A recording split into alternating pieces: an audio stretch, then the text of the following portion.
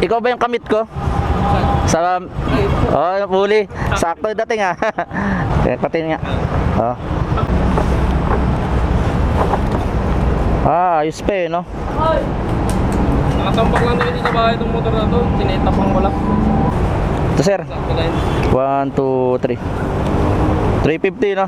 Ah, mukhang wala pa namang ano eh, no?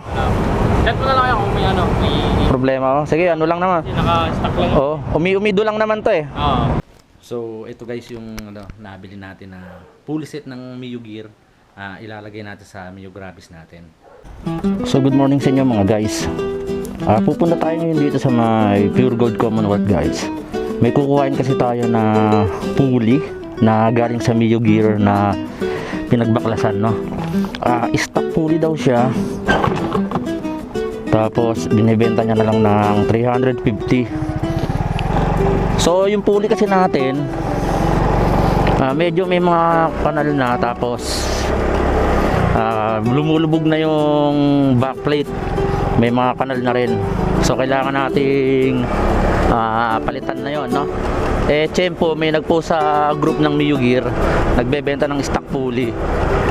Kapag bumili ka kasi ng stock na pulley mismo sa Lazada or sa Kasa, ang mahal ng stock, pero ito galing sa Mio Gear. Titignan natin kung kakasya sa pang Mio Gravis. Pero kung di man magkasya, palagay ko magkakatalo lang yan sa may busig. Pero try natin puntahan. Lalabas tayo ngayon ng Commonwealth para makapunta ng Pure Gold sa may Luzon Avenue guys, dahil dun yung meet up natin. Yung usapan namin ay 10 to 11, so 11:20 na. Pero siguro wala naman siyang ginagawa, no?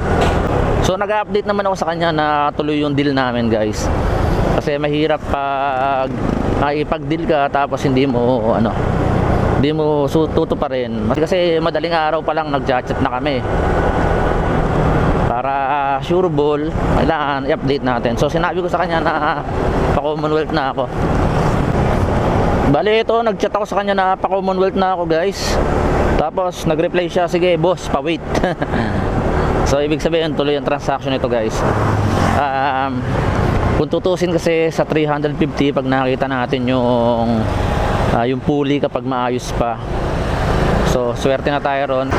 So guys, nandito na tayo sa may Commonwealth. Mag-u-turn na lang ako rito para makatawid tayo sa kabila. Grabe yung mga sasakyan, no?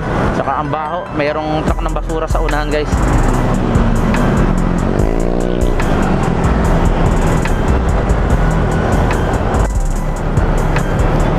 So mga paps, yan na yung Pure Gold dito sa Commonwealth.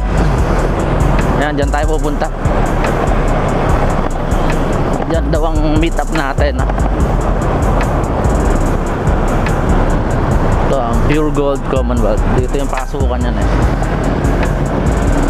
Doon tayo sa harap makipagkita.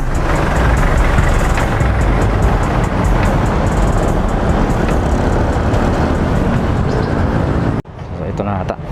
Boss, ikaw ba yung kamit ko? Sa huli. Sakto dating ah. Ito yung, ano yan, mismo galing sa Mio Gear yan, sir? Pati nga. Oh. Nagpalit ka ng RS8.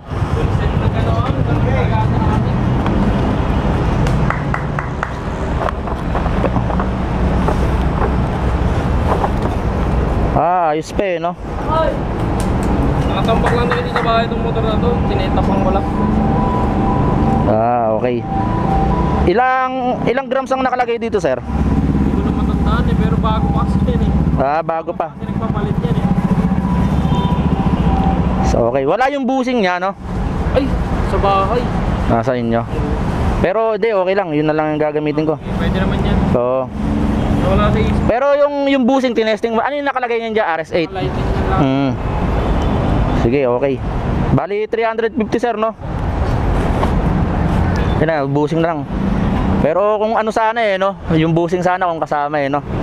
Kunin ko lang yung pera, sir. Okay lang. Ito, sir. Sakto lang. 1, 2, 3. 350, no? Mukhang wala pa namang ano eh, no? Chat Set mo na lang kung may ano, may Problema oh. Sige, ano lang naman. naka-stock lang. Oo, umido lang naman to eh. Oo. Pero sige, okay. Yung bushing na lang. Oo. Thank you ah. So okay guys, nakuha na natin yung item, no? Mukhang goods naman siya. Tingnan ulit natin guys. So okay pa rin, no? Ang ganda pa rin naman eh, oh. Nakatambak lang daw sa bahay. Konting liha-liha na lang to. So guys, yung motor kasi natin sobrang lakas na ng vibrate. Lalo na kapag ganitong traffic, eh ano. Kapag galing ka sa mga hinto, ang lakas ng nginig ng ano, ng motor natin. Talagang dragging na siya guys. Kasi pudpud na nga yung pinakalagayan ng roller. So kailangan na talaga natin palitan. So guys, pero pag tumatakbo, hindi mo naman masyadong ramdam yung dragging, no. Pero kapag nakagaling ka sa hinto, nakaka-irita yung tunog. Ang lakas ng vibrate sa manibela. Pero pag nililinis naman natin yung panggilid natin, nawawala yung dragging. Pero alam ko ito, hindi na talaga to normal yung ganito. Ayan yung mga sign na nagdradrag yung motor mo guys. Kapag nakarekta ka, yung biglang parang humihinto, tapos parang tug-tug-tug gumaganon, sign na ng dragging yon.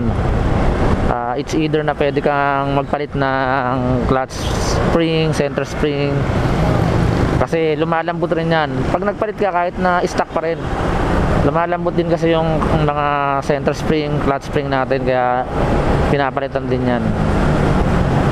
Mura lang naman yung mga ganyang spring guys. Pero yung mga dragging ng motor, talagang cancer na yan. Mawawala kapag nilinis mo yung panggilid mo, nagpalit ka. Pero pag daily use, after mga ilang buwan, babalik at babalik pa rin yung dragging. Walang solusyon dyan guys. So okay guys, time check tayo. 5:25 na ng hapon, no? Medyo maaga pa, pero malapit na tayo sa Tikling. Mate-testing natin tong ano na to. Okay pa ba sa unan kapag dragging yung panggilid mo, no? So guys, paaw na tayo sa Tikling. Medyo mate-testing na natin yung mga super dragging na panggilid natin. Ayan. Pag gantong oras medyo maaga pa guys, marami kang makakasabay ng mga baga parang racing na rider, no? Maraming gustong mauna. Ayan. Pag etong gantong mga incline, tapos medyo mabibiting ka kasi nga may mga konting traffic, ramdam na ramdam yung dragging dito guys. Ayan o. Pero kaya pa umahon, hindi ka pa naman naiiwan sa ere, no? Pagka-dragging lang talaga. Pero yung nakalagay pa naman na lining natin dito sa panggilid natin, bago pa to eh. Tapos bago yung clutch spring, bago yung center spring, pero stock pa lahat.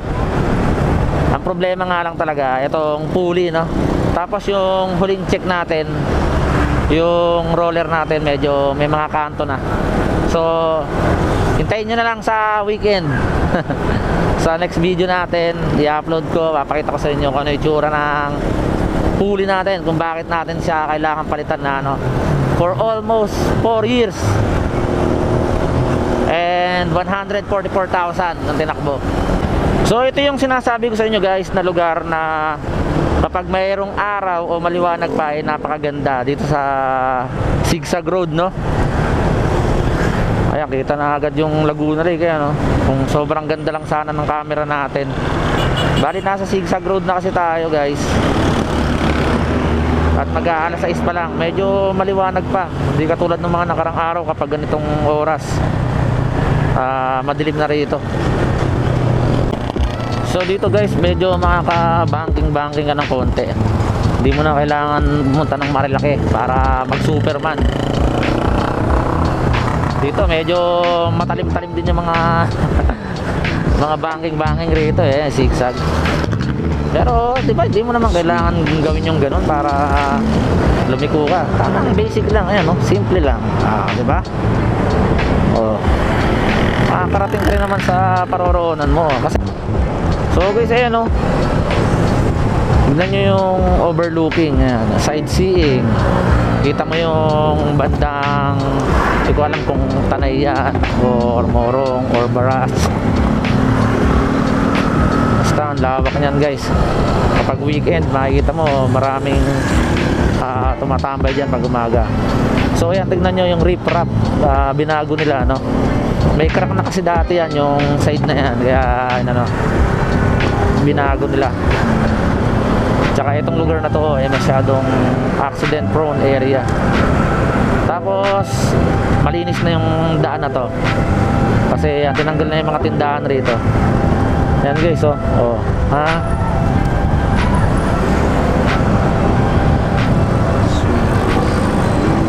Solid.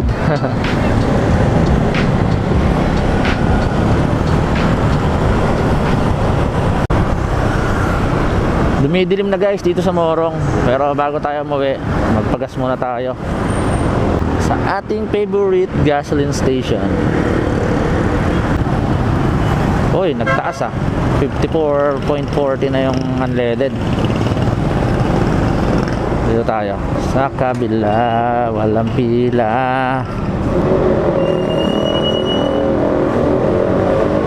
Ano? 170.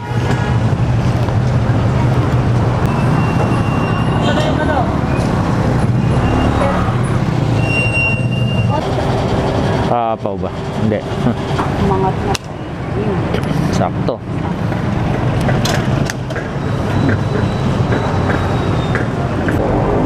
$170 for 3 liter something. Para bukas din na tayo magpapakarga. So may isa pa tayong dadaanan.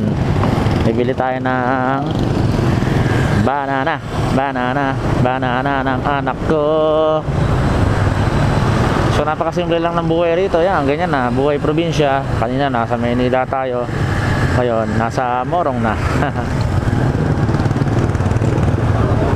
Hanap tayo nagtitinda ng saging. May mga nagtitinda rito ng saging mga nasa kariton. Kahit halagang 5 o lang, 50. Basta makakain na.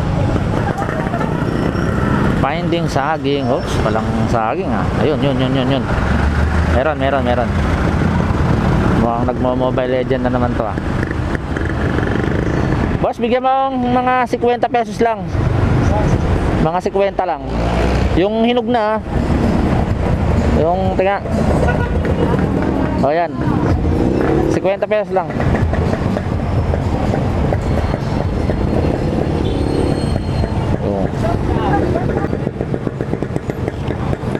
Ito. Thank you. Yun. Maganda kasi yung may saging ka sa bahay guys, kasi rich in potassium yan. Nakakapagpaganda ng BP, blood pressure ba, iwas high blood. So guys, ito kapag nakita nyo yung mga ganitong tahimik na yung kalsada, ibig sabihin nasa loob ka na sa residential area ka na. Ito, malapit na sa amin to.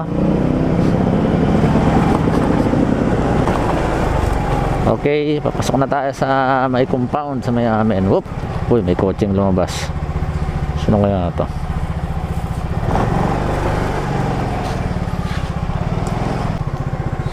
We're home na.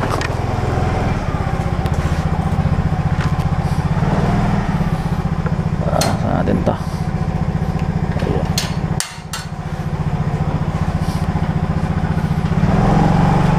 May mga suko. Ha? Salubong na agad.